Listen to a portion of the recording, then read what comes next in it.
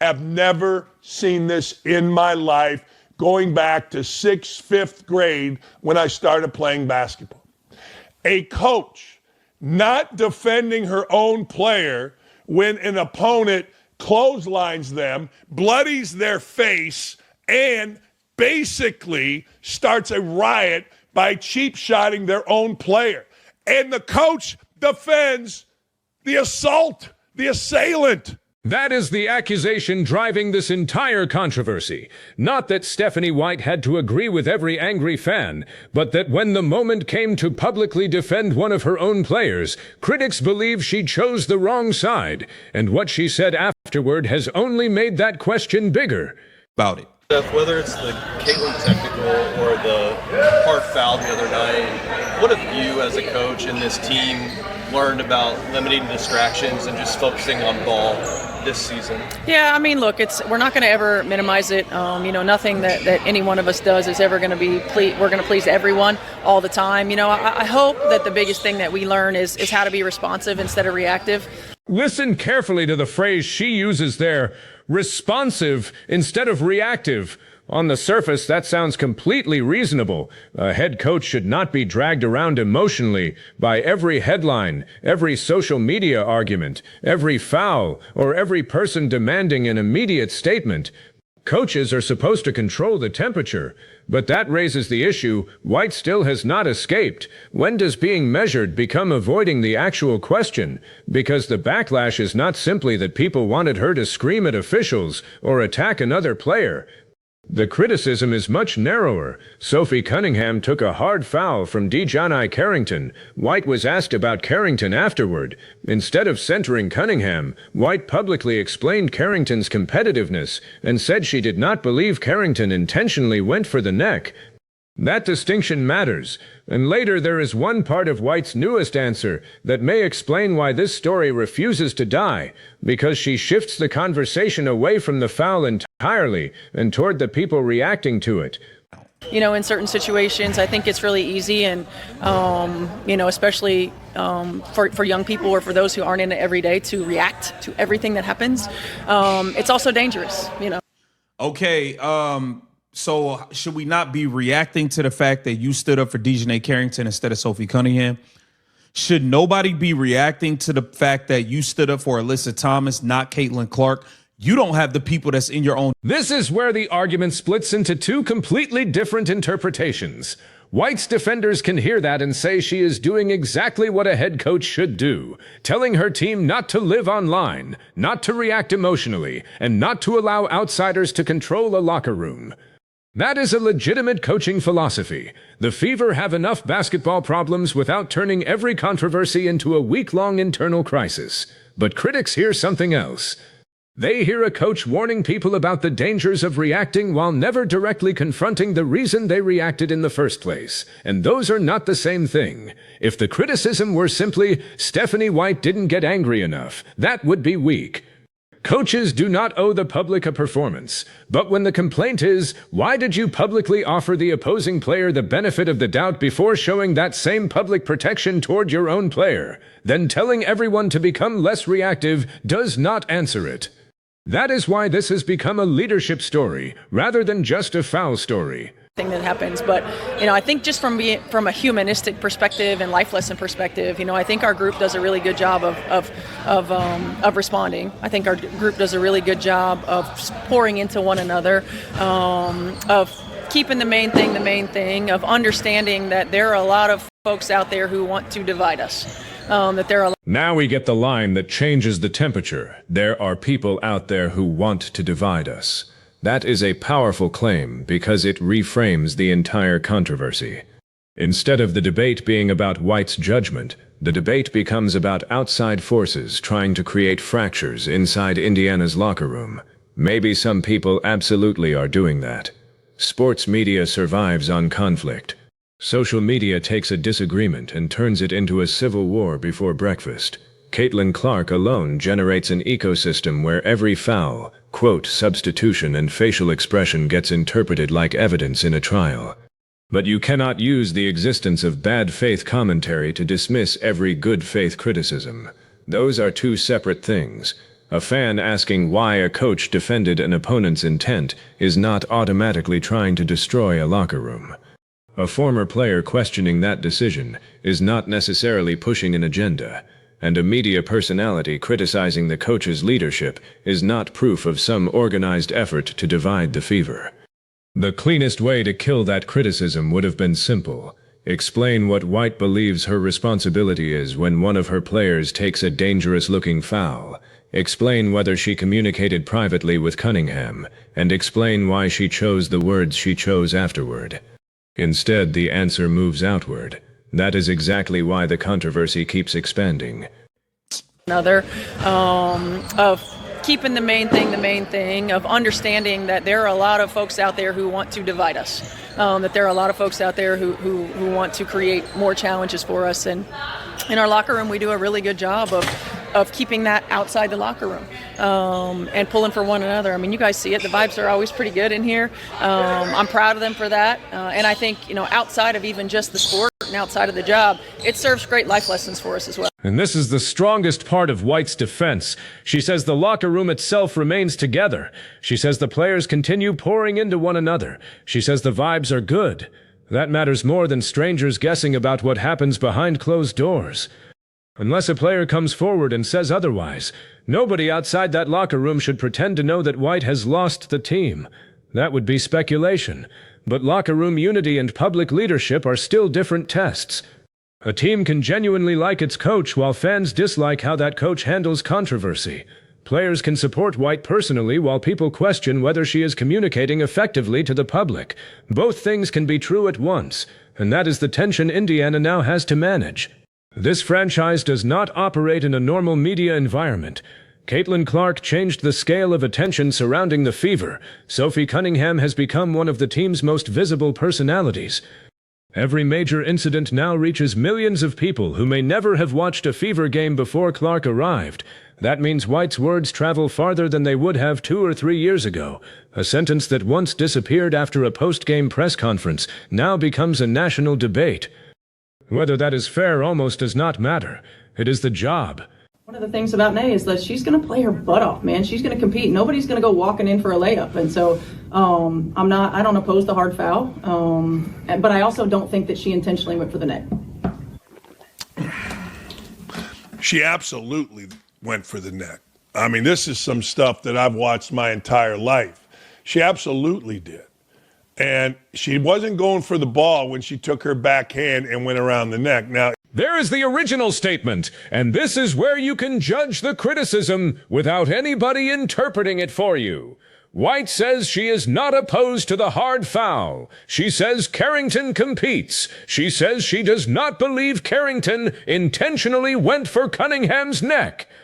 Notice what she does not say in that clip. She does not celebrate Cunningham getting hit. She does not say the contact was good. She does not say Carrington should have taken Cunningham out. Some of the most extreme reactions online go beyond what White actually said. But the reason her wording landed badly is obvious. Your player was the one who absorbed the contact. So even if White sincerely believed Carrington was not trying to hit Cunningham in the neck, she had another option. She could have started with concern for Cunningham and then added that she did not want to accuse Carrington of intent she could not prove. Something like, I didn't like seeing Sophie take that contact. We always want officials protecting players. I know DiJonai competes hard, and I'm not going to claim I know what was in her head. Same basic conclusion, completely different message. That is not about performative outrage. That is communication, and this is where people sometimes talk past each other. The debate is not whether White should have lied and accused Carrington of intentionally targeting Cunningham. If White did not believe that, she should not. The debate is about priority. Who does the coach publicly center first? That is the question that keeps following her. she's just flat stupid. But more than that, I've never seen this. I mean, usually coaches go out of their way to defend their players, certainly their star player. She goes out of her way to basically embarrass her players and her star player. Dan Dakich takes the criticism much further. His language is personal, and you do not have to endorse every insult he uses to understand the basketball point underneath it. Coaches traditionally protect their players. We have watched it forever. A star gets hit hard. The coach storms toward an official. A player gets ejected. The coach argues the call. Someone crosses a line. The coach takes the fine and says afterward that the league needs to protect his or her team. Sometimes coaches defend players even when replay shows the player was wrong. That can become ridiculous too. But there is a reason the instinct exists. The head coach is the public voice of the locker room. Players remember who stood beside them when things got ugly. And White is now fighting against that expectation. What makes this situation more combustible is the sequence of controversies around Indiana. Caitlin Clark has spent seasons dealing with extraordinarily physical defense and non-stop discussion over how much contact officials should allow. Sophie Cunningham has developed a reputation as a teammate willing to answer physical play with physical play of her own. The Fever are already viewed through this lens of whether they protect one another. So when White gives an opposing player the benefit of the doubt, it lands inside that larger history. Even viewers who might normally shrug at one press conference answer see it as part of a pattern. Whether the pattern is fair is the real debate. Her still refusing to acknowledge the fact that, yeah, I should have stood up for my players, not DiJonai Carrington in that moment. I should have stood up for Caitlin Clark, who was the real victim, not Alyssa Thomas in that moment. This lady still clearly don't get it. This lady don't get it, and she never, ever, ever will. The commentator here connects Carrington to another issue involving Caitlin Clark and Alyssa Thomas, arguing that White repeatedly fails to put her own players first. That is a much bigger accusation than criticizing one quote, and it needs a higher standard of proof. This is where commentary can get sloppy. One disputed answer becomes proof of motive. Then motive becomes proof that the coach does not care about her players. Then suddenly every old controversy gets pulled into one giant narrative. You have to separate what can actually be established from what people are assuming. What can be established is that White publicly defended her interpretation of Carrington's intent. What can also be established from this newest interview is that White believes outside voices are attempting to create division around her team. What cannot simply be declared as fact is that the Fever locker room is divided, that White secretly favors opponents over her own players, or that her players privately resent her. Those claims require evidence. And ironically, keeping those distinctions straight makes the legitimate criticism of White stronger, not weaker. You do not need conspiracy theories to ask whether the coach handled the moment badly.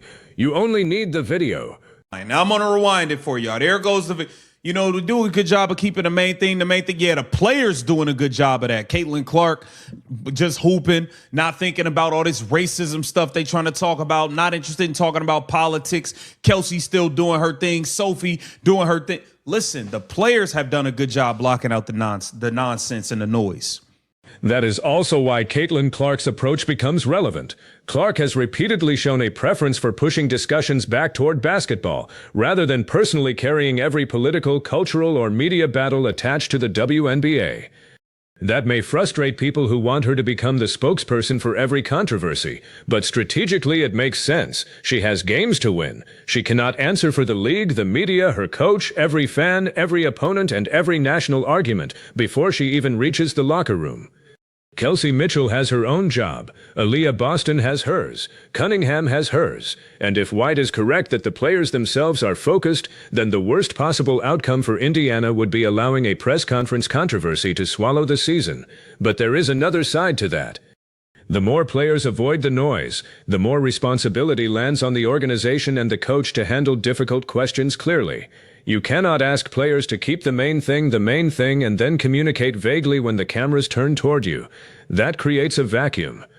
And social media loves a vacuum. If the coach does not define the message, thousands of accounts will define it for her. You know, I don't know. Calling this league as a joke or an embarrassment, it's an understatement. At every level, this is a league played by really stupid players. Coached by really stupid people, and run by really stupid people. And when you have those three involved, dominating, being your league, you have no integrity. And that league has absolutely no integrity. That league has no intelligence. That league has no intelligent media. That league has. Dakich goes from criticizing White to condemning practically the entire league. And this is where the conversation becomes bigger than Indiana. The WNBA has been dealing with an unusual problem created by its own growth. More attention means more scrutiny. For years, supporters demanded that mainstream sports fans treat women's basketball like major professional sports. Now those fans are showing up with all the habits that come with major professional sports. They argue over officiating. They attack coaches. They debate dirty plays. They complain about favoritism. They obsess over stars. They create tribal fan bases. Some of it is ugly. Some of it is completely normal. The league cannot reasonably ask for major league attention and then act surprised when it receives major league criticism. But fans also have responsibilities. Criticizing White's basketball judgment is fair game. Criticizing how she handled a press conference is fair game. Questioning whether she is the right coach for Indiana is fair game. Turning that criticism into personal attacks unrelated to basketball adds nothing.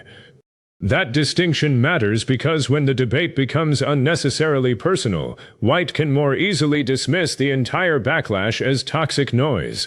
If critics believe the leadership issue is real, then stay on the leadership issue. Why did she frame the foul that way?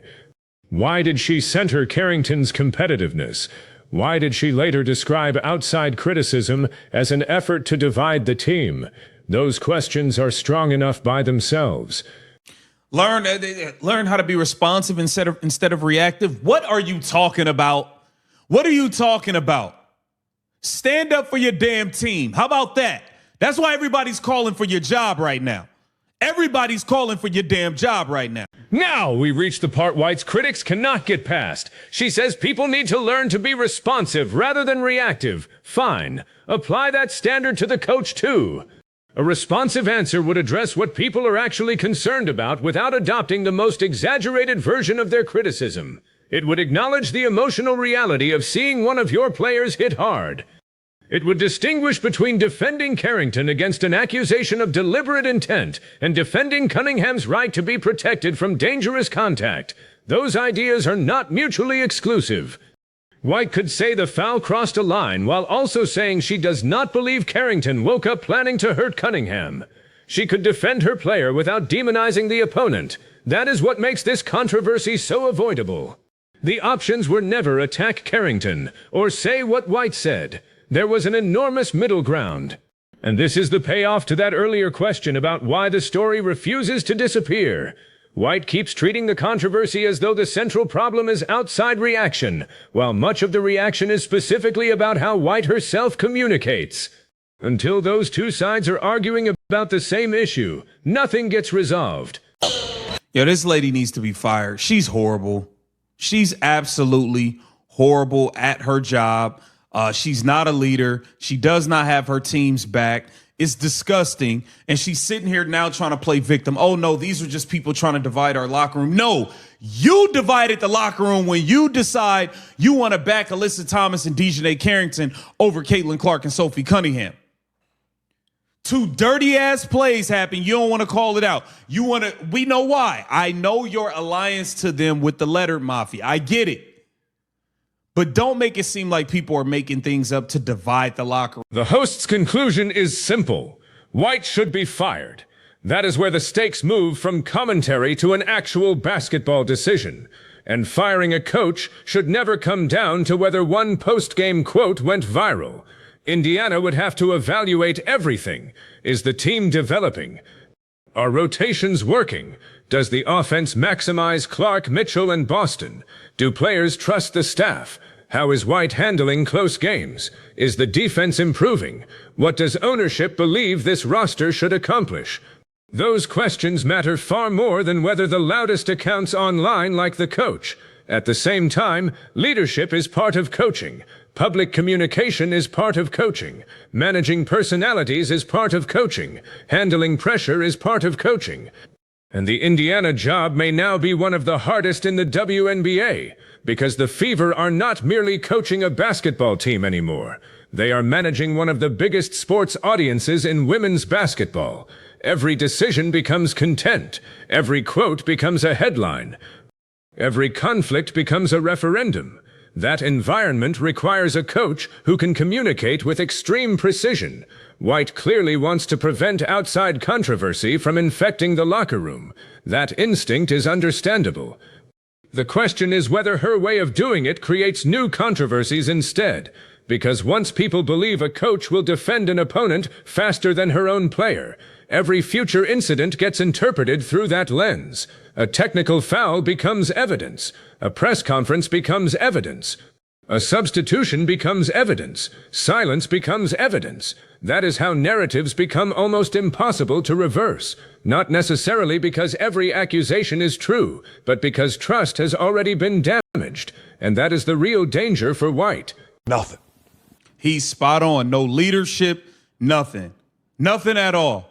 Stephanie White still not taking accountability for not protecting her own players. Get down in the comments. Let me know what you think, man. So strip away the insults, strip away the politics, strip away every side argument, and the entire controversy comes down to one basic leadership test. When your player takes the hit, where does your public loyalty appear first? Stephanie White seems to believe good leadership means refusing to escalate, protecting the locker room from outside noise, and not accusing an opposing player of malicious intent without certainty. There is a respectable argument for that. Her critics believe good leadership means publicly backing your own player first, especially when that player has just taken dangerous contact, and worrying about nuance afterward. There is a respectable argument for that too. But White's biggest problem is no longer just the original foul.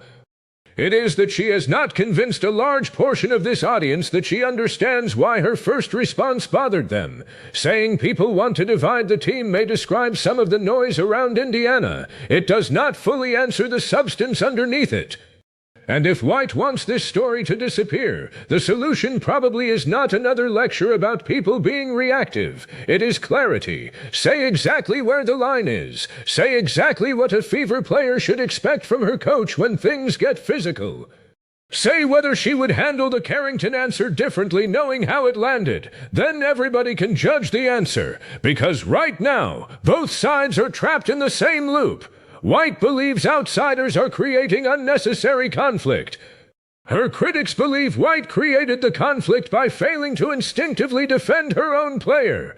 Each new answer reinforces the other side's suspicion. That cannot continue forever. Eventually, Indiana has to decide what matters more, White's ability to keep the locker room steady behind closed doors, or the growing public perception that she is out of step with the people watching this team. And that brings it back to you. Is Stephanie White being unfairly crushed because she refused to join the outrage machine? Or did she fail the most basic responsibility of a head coach by not putting Sophie Cunningham and her own locker room first? Pick one. And if you think there is a third answer everybody is missing, put it in the comments, like the video, subscribe, and tell me whether this controversy should end here, or whether Stephanie White has created a leadership problem Indiana eventually has to address.